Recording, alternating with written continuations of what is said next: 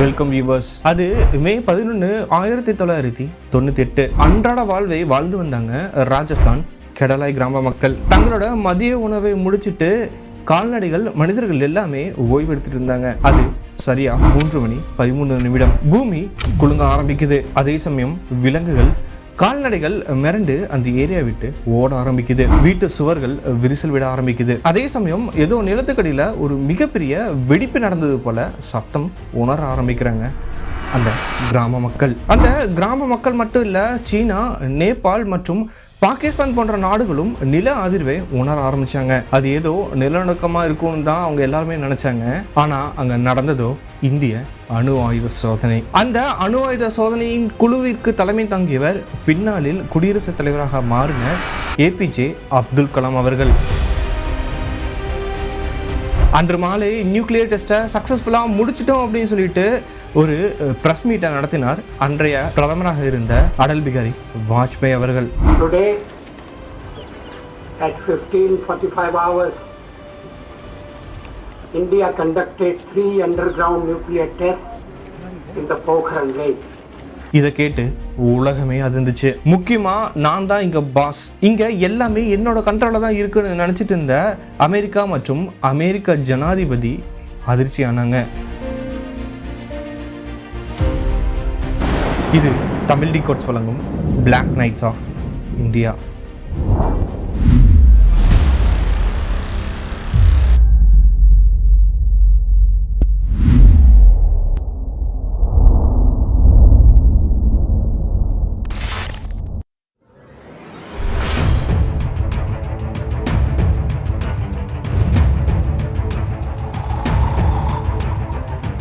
என்னதான் அமெரிக்கா போன்ற நாடுகள் இந்தியாவோட நண்பன்னு சொன்னாலும் அது அப்படி கிடையாது. அது 1947 இந்தியா சுதந்திரமடைந்த அதே வருஷத்துல 2 மாதம் கழித்து பங்காளி நாடான பாகிஸ்தான் நம்ம மீது ஒரு சண்டைக்கு வராங்க. அந்த சண்டையில் உருவானது தான் அந்த நதிநீர் ஒப்பந்தம். அது இப்போ ஸ்டாப் பண்ணி வச்சிருக்கிறாங்க.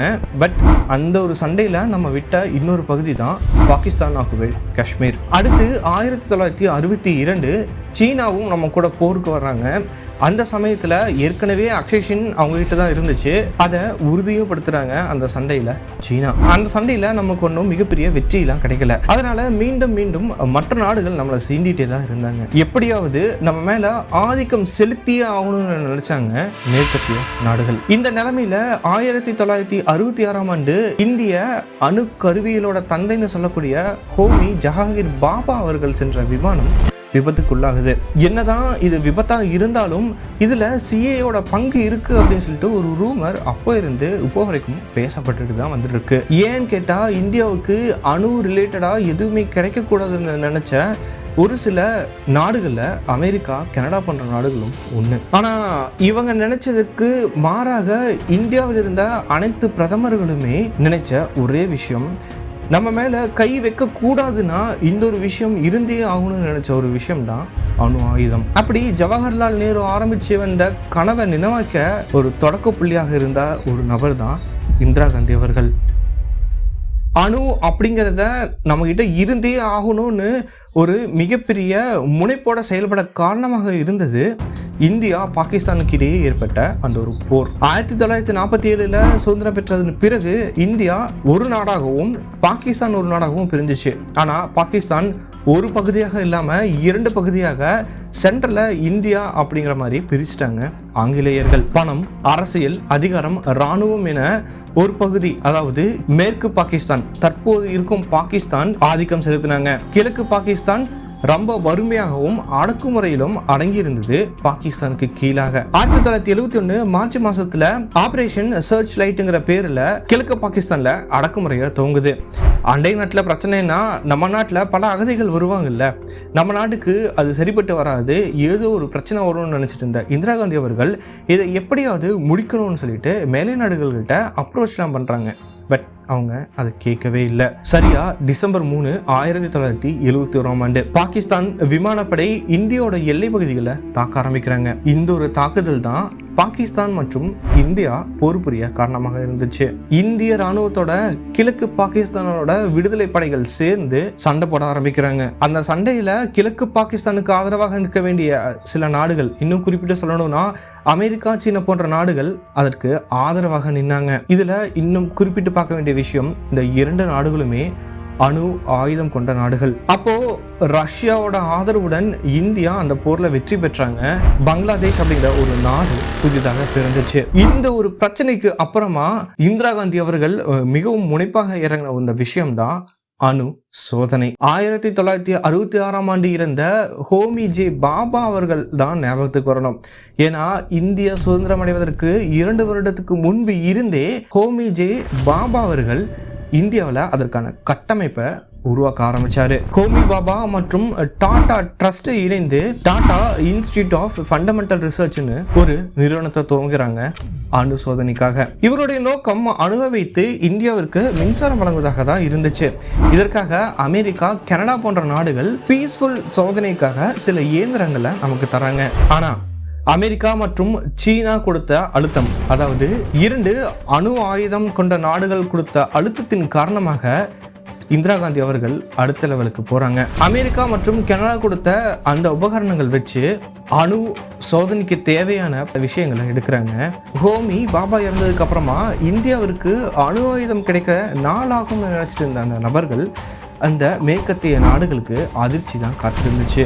அமெரிக்க உளவுத்துறை அணு ஆயுத சோதனை செய்ய போறாங்கன்னு சொல்லியும் அவங்க அந்த அளவுக்கு கெப்பாசிட்டிலாம் கிடையாதுன்னு சொல்லிட்டு ஏளனமா தட்டி விட்டாங்க அமெரிக்கா. ஆனா நம்மளோட அறிவியல் ஆராய்ச்சியாளர்கள் பற்றி அவங்களுக்கு தெரியல. Doctor Raja Ramanna, doctor Homi N Sethna, doctor PK Iyengar, doctor Rajagopala Chidambaram, doctor PT Nagchaudhuri போன்ற தலைமை சிறந்த வல்லுநர்கள் சோதனையை ஆரம்பிக்கிறாங்க. இப்படி ஒரு சோதனை நடக்குதுங்கிறது கேபினெட்ல இருக்க அமைச்சர்களும் தெரியாம தான் இருந்துச்சு. சரியா 1974 மே 18 இந்த அணு சோதனையை வெற்றிகரமாக செஞ்சு முடிக்கிறாங்க. இந்த சோதனை நடந்த மறுநாள் இந்தியாவில் இருக்கும் அனைத்து பத்திரிகைகளும் வெளிவந்த ஒரு செய்தி, புத்தர் சிரித்தார்.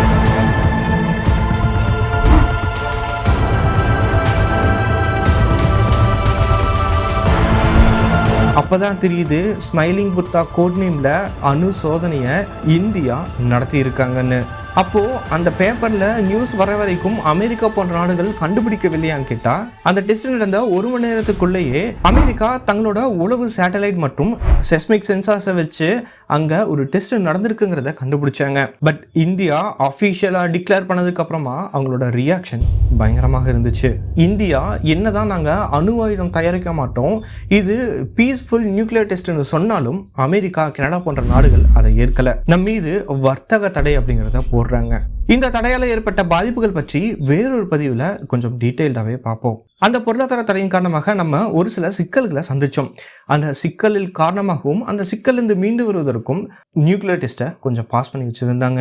என்னதான் அணு ஆயுத சோதனை நிறுத்தி வச்சிருந்தாலும் அதற்கான கனவு அப்படிங்கிறது கலையாம அப்படியே தான் மெயின்டைன் பண்ணிட்டு இருந்தாங்க. இந்த டெஸ்ட்டுக்கு அப்புறமா கிட்டத்தட்ட 24 வருடங்களாக 9 பிரதமர்கள் நம்ம நாட்டை ஆட்சி செஞ்சாங்க. இப்படி ஆட்சி செஞ்ச 9 நபர்கள்ல ஒரு சில நபர்களை தவிர மீதம் இருக்கும் அனைவருமே அணு ஆயுதத்தை நோக்கி ஏதோ ஒரு வகையில ஒரு சில ஸ்டெப்ஸ் எடுத்து வச்சுட்டே தான் இருந்தாங்க. 1974 செஞ்ச சோதனையை விட தற்போது அதற்கான உள்கட்டமைப்புகள் ரொம்ப மேம்படுத்திட்டு இருந்தாங்க. கிட்டத்தட்ட அந்த சோதனை நடந்து 24 வருடம் கழித்து மீண்டும் பொருளாதார தடை போடப்படும்ங்கிறத தெரிஞ்சும் அதற்காக பயப்படாம அதே பாலைவனத்துல, அதே பொக்ரான் என்ற அந்த இடத்துல இந்தியா மீண்டும் அணு ஆயுத சோதனையை வெற்றிகரமாக செஞ்சு முடிச்சாங்க. அதுக்கு பேரு தான் மிஷன் சக்தி.